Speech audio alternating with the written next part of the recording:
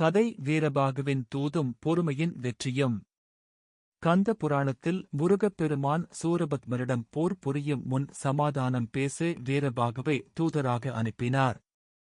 வீரபாகு சூரபத்மனின் சபையில் பல அவமானங்களை சந்தித்த போதும் முருகனின் கட்டளைப்படி மிகுந்த பொறுமையுடனும் அறிவுத்திறனுடனும் பேசினார். அவர் பதற்றமடையாமல் தனது கடமையைச் செய்ததால் முருகனின் அருளால் பெரும் காரியங்களை சாதிக்க முடிந்தது. நம் வாழ்விலும் வேலை இடத்திலோ அல்லது வெளியிலோ யாராவது நம்மை அவமதித்தாலோ அல்லது நெருக்கடி கொடுத்தாலோ நாம் வீரபாகுவைப் போல நிதானத்தை கடைபிடிக்க வேண்டும்.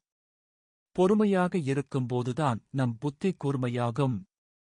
அப்போதுதான் அந்த தடையை முறியடிக்க முருகனின் வேல் நமக்கு துணையாக வரும் என்பதுதான் இக்கதையின் நீதி. கந்த குரு கவச வரிகள். பொல்லா வினைகளை வேறறுத்து எனக் காத்திடும் நல்லானே உந்தன் திருவடி போற்றி.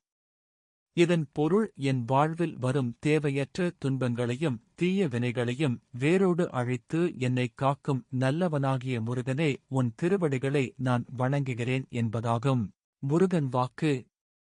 வேலையில் யாராவது உங்களை சீண்டினாலோ அல்லது அதிக வேலைப்பளு தந்தாலோ ஒரு நிமிடம் அமைதியாக இருந்து முருகா, நீயே எனக்கு பொறுமையையும் பலத்தையும் கொடு என்று வேண்டிக் கொள்ளுங்கள்.